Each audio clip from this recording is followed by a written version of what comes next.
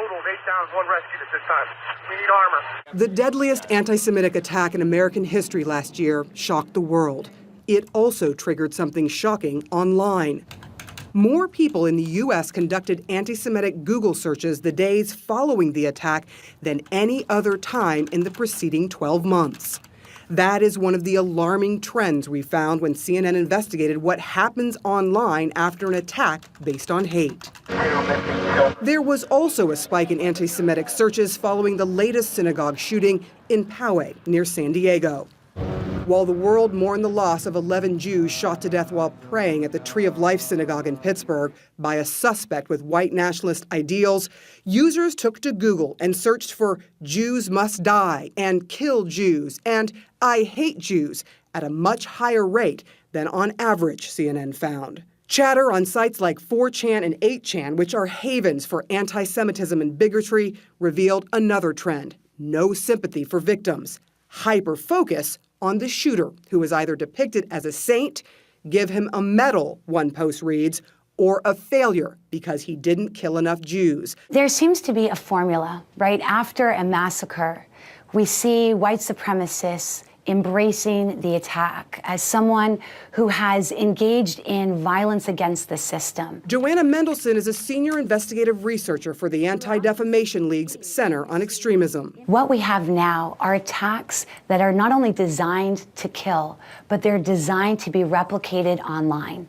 They're designed with that in mind to be spread like wildfire, to spread their poison across the internet and to inspire others. It is working. The 19-year-old Poway synagogue shooting suspect and the 46-year-old suspect in the Pittsburgh killings both repeated poisonous rhetoric being spewed on an 8chan forum, or Gab, which has become a bastion of bigotry.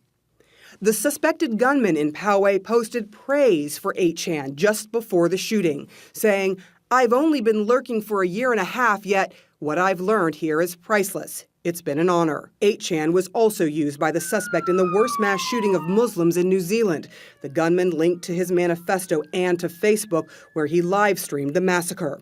The Poway suspect tried to copy his tactics, but his livestream failed. On its Twitter account, 8chan claims they deleted the post 9 minutes after it was published. There are only screen caps available, and no archives exist since the post was deleted so quickly. But other calls to violence remain. In the latest congressional hearing on domestic terrorism, Republican House member Mike Rogers asked the Department of Homeland Security about how to deal with Gab and 8chan. Do you have any recommendations for what can be done to address the viral hate speech and incitement of violence found on fringe sites like 8chan and Gab?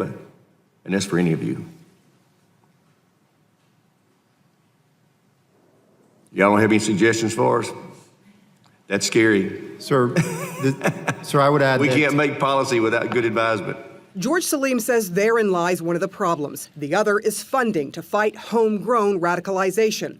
Salim led the Countering Extremism Violence Task Force at the Department of Homeland Security. He worked under Presidents Bush, Obama, and for a few months, President Trump. In the first 7 months of this administration, there continued to be a decimation of the people, resources, and prioritization placed on the federal government programs, specifically at DHS, that were aimed at addressing and intervening in the process of radicalization. DHS says there are tens of millions of dollars in funding to fight domestic terrorism.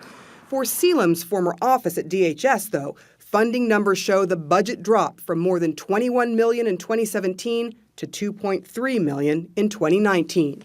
Ultimately, experts who investigate hate say the trend towards violence is being fueled online, and more must be done to stop it.